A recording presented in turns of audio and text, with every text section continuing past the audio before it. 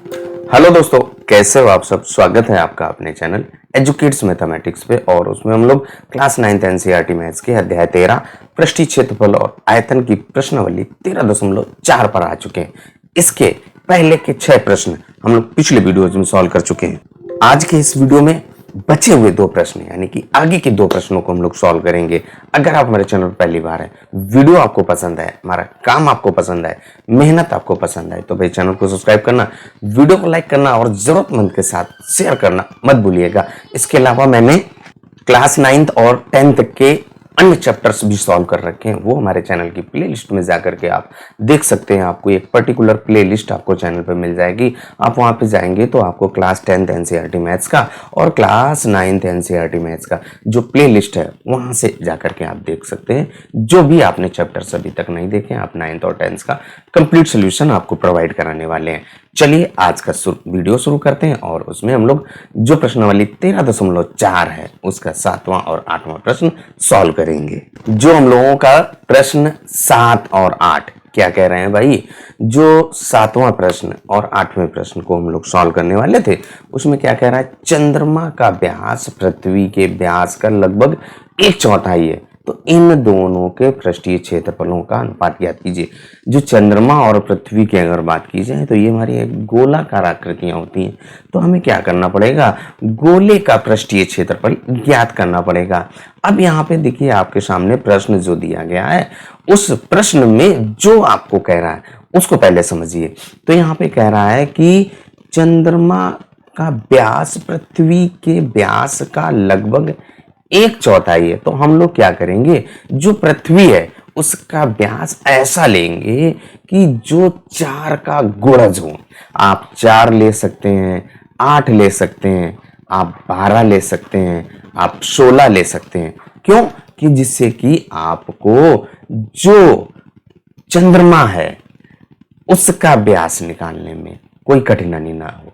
तो इसके लिए हम लोग क्या करें, सबसे पहले भाई मान ले कि किसी एक का, तो यहाँ पे अगर आप थोड़ी देर के लिए मानेंगे कि जो चंद्रमा का व्यास पृथ्वी के व्यास का लगभग 1/4 है, तो हम लोग पृथ्वी के व्यास को मान ले। तो अगर आप पृथ्वी के व्यास को 4 यक्ष मान लेंगे या आप 8 यक्ष मान लेंगे या फिर आप आर में मान ले, जैसे चाहे वैसे। मान लो आपने जो व्यास है 4 आर ले लिया या 8 आर ले लिया, तो यहाँ से आपको जो चंद्रमा है उसका व्यास ज्ञात करने में आसानी रहेगी। तो क्यों, उसका 1/4, तो 4 आर का 1/4 4 से भाग करना पड़ेगा, यहाँ पे भी 4 से भाग कर दीजिए। तो इस तरीके से हमें क्या करना पड़ेगा, जो पृथ्वी का व्यास है वो 4 का गुणज मान लीजिए। जब भी आपको इस तरीके की प्रॉब्लम्स आए कि 1/4 1/3, तो क्या करना, आप 3 के गुणज, अगर 1/3 हो 3 के गुणज, अगर 1/4 हो तो 4 के गुणज, और अगर 1/5 हो तो आप 5 के गुणज मानिएगा। जिसको चाहे आप वैसे मान सकते हैं। चलिए अब हम लोग सॉल्व करते हैं भाई। यही लिखते हैं कि माना पृथ्वी का व्यास 8 यक्ष ले ले, 4 यक्ष ले ले, जो चाहे आप वो मान सकते हैं। जो हम लोगों ने माना वही चीज भाई अब लिख देते हैं। तो हम लोगों ने क्या किया कि माना जो हमारी पृथ्वी है उसका व्यास 8 आर है। तो देखिए भाई पृथ्वी और यहाँ पे चंद्रमा आपके सामने दिखा हुआ है, तो ये आपका जो चंद्रमा और पृथ्वी, तो पृथ्वी का व्यास बड़ा क्योंकि पृथ्वी बड़ी है। तो अब यहाँ पे क्या किया हमने, माना पृथ्वी का व्यास बराबर 8 आर ले लिया। तो यहाँ से त्रिज्या में पृथ्वी, क्योंकि जब हम लोग पृथ्वी का पृष्ठीय क्षेत्रफल ज्ञात करेंगे तो वहां पे त्रिज्या की आवश्यकता पड़ेगी। तो जो पृथ्वी की त्रिज्या कैसे ज्ञात करेंगे, जो त्रिज्या होती है वो व्यास की आधी होती है। तो यहाँ पे क्या हो जाएगा 8 आर बटे 2, तो ये आपके 4 आर आ गया। अब इसके बाद आपसे क्या कह रहा है भाई कि हमें चंद्रमा का व्यास ज्ञात करना है। जो चंद्रमा का व्यास है वो पृथ्वी के व्यास का 1/4 है, तो 1/4, जो 1/4 का मतलब क्या, 1/4, तो 1/4 गुणे 8 आर हो जाएगा। तो यहाँ से भाग करेंगे, 4 दूनी 8, 2 आर आ गया आपका। अब यहाँ से आप चंद्रमा की त्रिज्या, क्योंकि जब आप चंद्रमे का भी पृष्ठीय क्षेत्रफल ज्ञात करेंगे तभी तो उनके पृष्ठीय क्षेत्रफल में अनुपात ज्ञात कर पाएंगे। यही तो हमसे कह रहा है कि चंद्रमा यानी कि चंद्रमा और पृथ्वी के पृष्ठीय क्षेत्रफलों का अनुपात ज्ञात करना है, तो उसके लिए हम लोग क्या करें, सबसे पहले उनकी त्रिज्या ज्ञात करेंगे। तो त्रिज्या क्या होती है, व्यास की आधी, यानी कि 2r और बटे 2। आप यहाँ पे भाग कर दीजिए तो केवल r आ जाएगा। तो हमारे पास चंद्रमा की त्रिज्या भी आ गई है और पृथ्वी की भी त्रिज्या आ गई। अब हम लोग क्या करेंगे, पहले पृष्ठीय क्षेत्रफल पृथ्वी का ज्ञात करेंगे। तो पृष्ठीय क्षेत्रफल का जो फार्मूला हम लोगों ने पढ़ा था 4 पाई r स्क्वायर, यहाँ पर रख दीजिए 4 पाई और गुणे पृथ्वी की त्रिज्या कितनी थी आपकी, 4r थी और उसका वर्ग। तो यहाँ पे देखिए 4 पाई और गुणे 4 का वर्ग 16 और ये r का वर्ग आ जाएगा, 16 चौकू 64 होता है। तो 64 पाई r स्क्वायर, इतना आपका पृष्ठीय क्षेत्रफल किसका आया, पृथ्वी का आया।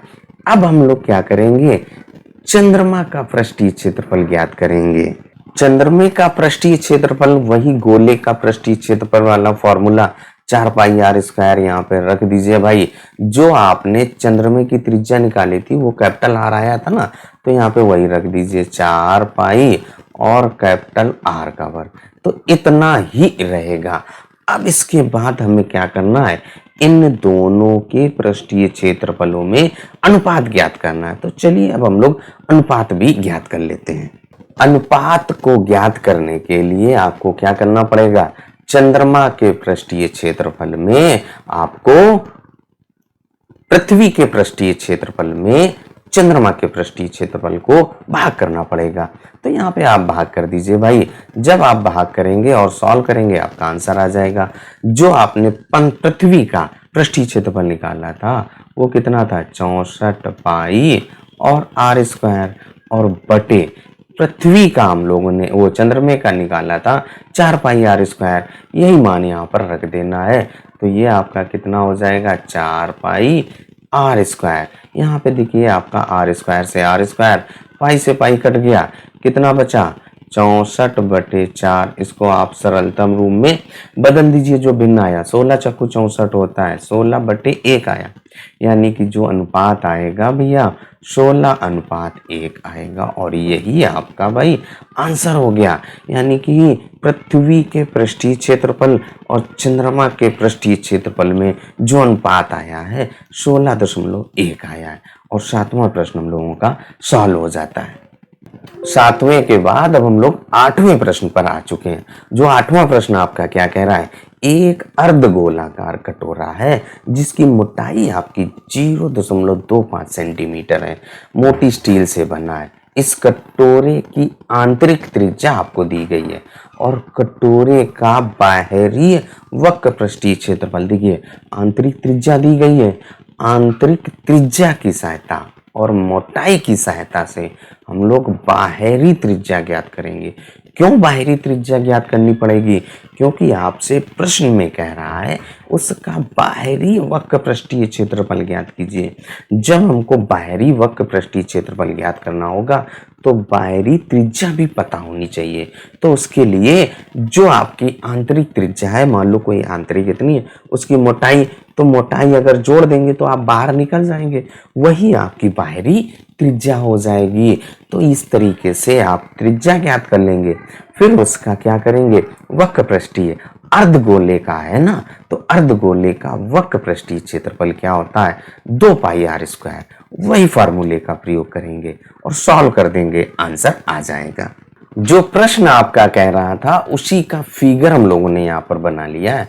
और जो फिगर आपका क्या कह रहा है कि एक आपका अर्ध कटोरा दिया गया है और इस कटोरे की आपको आंतरिक त्रिज्या दी गई है और इस आंतरिक त्रिज्या की सहायता से, मोटाई की सहायता से, जो आपकी आंतरिक त्रिज्या यहाँ से यहाँ तक की दी गई है वो आपकी कितनी है, 5 सेंटीमीटर।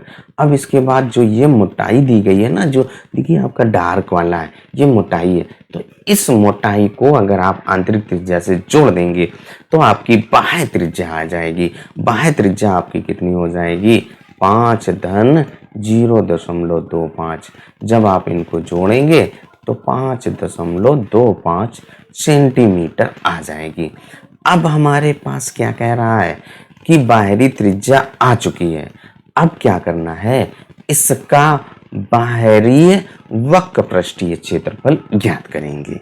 बाहरी वक्र पृष्ठीय क्षेत्रफल ज्ञात करने के लिए आप क्या करेंगे, इसके अर्धगोले के, क्योंकि कटोरा हमारा कैसा है, अर्धगोलाकार है, तो इसके वक्र पृष्ठीय क्षेत्रफल का फार्मूला लगा दिया।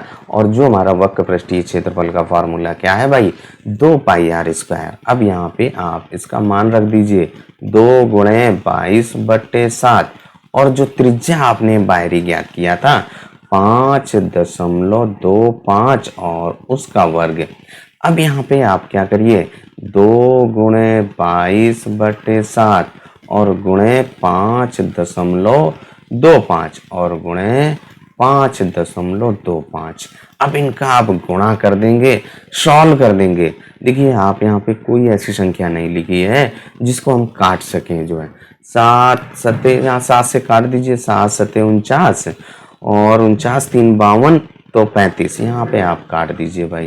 तो ये 7 सत्ते 49 और 0.5, 7 × 35, तो आपका कितना आ गया भाई, ये 7.5 गुणे 2 करिए तो 7.5 गुणे 2 करने पर आपका 15 आ जाएगा, 15.0 और गुणे, यहाँ पे देखिए आप इसमें से आप 2 गुणे 11 लिख दीजिए और गुणे 5.25, आसानी हो जाएगी। यहाँ पे देखिए आपका 15 बचा और इसके बाद गुणे 11 और गुणे यहाँ पे आपका इस 2 के साथ गुणा करेंगे तो ये कितना आ जाएगा, 10.5 आ जाएगा, 5 जीरो आएगा, दशमलव के बाद 0। अब इनको आप आसानी से गुणा कर सकते हैं और जब गुणा करेंगे तो आपका आ जाएगा 173.25 आ जाएगा। और इस तरीके से जो हम लोगों का प्रश्न है भाई सॉल्व हो जाता है। इतने सेंटीमीटर की घात 2 जो कटोरा है उसका बाहरी वक्र पृष्ठीय क्षेत्रफल आपका इतना आ जाता है। जो हम लोगों का प्रश्न है सॉल्व हो जाता है। वीडियो आपको कैसा लगा, एक्सप्लेनेशन कैसा लगा, कमेंट करके जरूर बताइएगा। चलिए तब तक अपना ख्याल रखिए, स्वस्थ रहिए, मस्त रहिए। मिलते हैं अगले वीडियो में अगले प्रश्न के साथ।